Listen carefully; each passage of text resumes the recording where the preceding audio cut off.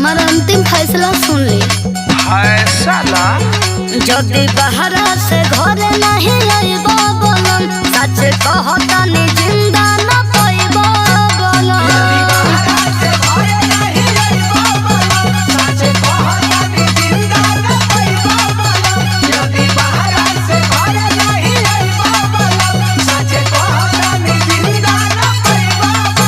जदि बहरा से घर नहीं आइबो बोलम, सच कह